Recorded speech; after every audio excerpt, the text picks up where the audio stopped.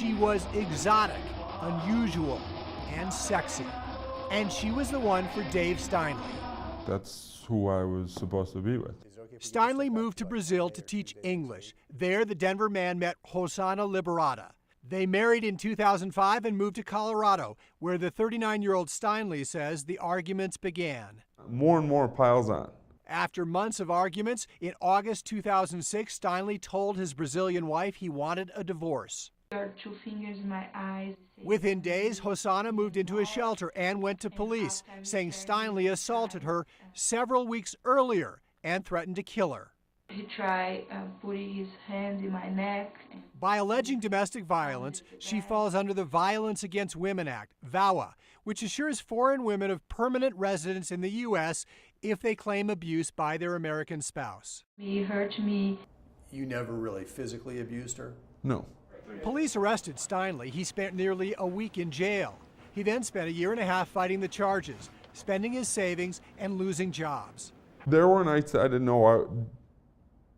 I would just cry and I didn't know what to do. After 18 months, prosecutors dismissed the case, saying they had no evidence against Steinley.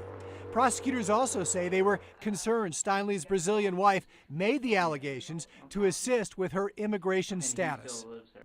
Her word is taken as gospel, even though they know there's motivation for her to lie. Rosana Liberata maintained she was abused, never wanted to come to the U.S., and did not allege abuse, just to stay. At one point during divorce proceedings, a Denver judge said he did not believe Liberata alleged abuse just to get a green card. John Sampson, an investigator with U.S. Immigrations for 27 years, calls sham marriages an epidemic. In 5 months, you've heard from 200 people. That's correct. Who say they got scammed into a sham marriage? That's correct. He started a company in Aurora in January to investigate fraudulent marriages. He says the 200 men he's heard from married women from around the world, women who got to the U.S., then filed claims they were abused by their American husbands. And then once they get in, they allege domestic violence in order to get themselves out of the sham marriage and to throw off any suspicion that this was a sham marriage to begin with. And Sampson says this woman is an illustration of that. Rosa Alexanian is from Russia but now lives in the Denver area.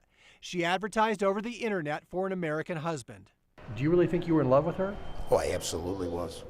Chris Hoppel traveled to Russia, married Rosa, and brought her back to the U.S. When her green cards came, she disappeared the next day, May 27th.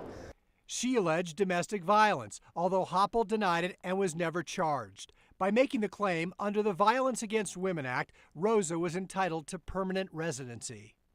It's devastated me. It's wiped out all of my savings that my prior wife that died and I had put together. We had about 50, 60 grand put together. It's all gone. Everything's gone. I'm wiped out. Is there fraud? I'm sure there is. But Laura Lichter, a Denver immigration lawyer, says in the cases she sees, the foreign women really were abused and are not manipulating the American system. These men have exhibited abusive behavior.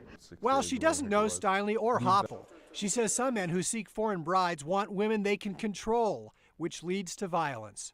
And they most certainly wouldn't describe themselves as being bullies. But I think anybody looking at the behavior from the outside would probably easily recognize that.